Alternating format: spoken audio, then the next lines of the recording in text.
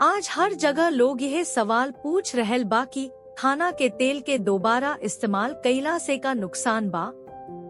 भारतीय लोग के तेल के इस्तेमाल से खाना बनावे के बहुत शौक बा। अगर कवनो खास मौका होखे त भारतीय त्योहार बिना पूरी आ पकोड़ा बनवले पूरा ना होखे जवन निश्चित रूप से डीप फ्राइड होखे। लेकिन देखल गईल बा कि हमनी के अक्सर अपना खाना बनावे में एक ही तेल के बार बार इस्तेमाल करेनी जा, ताकि लागत में बचत होखे अवूरी तेल के बर्बादी भी कम से कम होखे। खाली हमनी के घर में ना, सड़क के किनारे खाना के स्टॉल, होटल अवूरी रेस्टोरेंट में हर जगह तेल के दोबारा इस्तेमाल होखता।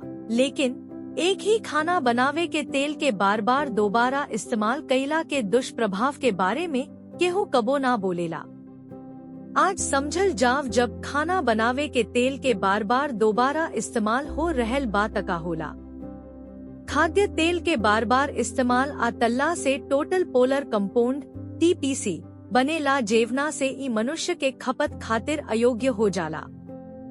खाना बनावे के तेल के पोषण संबंधी गुण पर भी बहुत असर पड़ेला, काहे कि एकरा के बार बार दोबारा गरम कईल जाला। खाना बनावे के तेल के दोबारा इस्तेमाल से हमनी के स्वास्थ्य पर कैसन असर पड़ेला। कई गो अध्ययन सबसे साबित भइल बा कि खाना बनावे के तेल के दोबारा गरम कईल जा से विषाक्त पदार्थ छोड़ल जवन हानिकारक होखे। एकरा में ट्रांस फैट के मात्रा बढ़ जाला, अब ताजा ना रही आ ऐसे स्वाद भ गंध खराब हो सकेला, कुछ बहुत हानिकारक प्रतिक्रिया पैदा करी।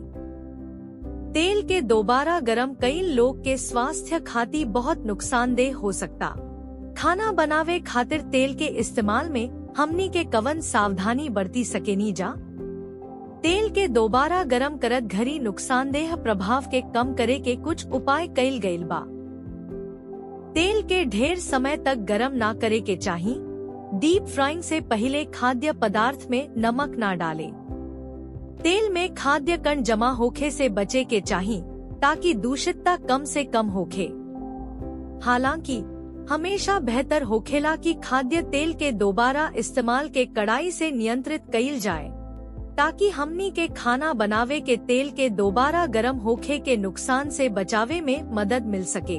आशा बाकी जानकारी बहुत मददगार होई। औरी खोजा जानकारी खातिर हमनी के चैनल के लाइक आ सब्सक्राइब करी।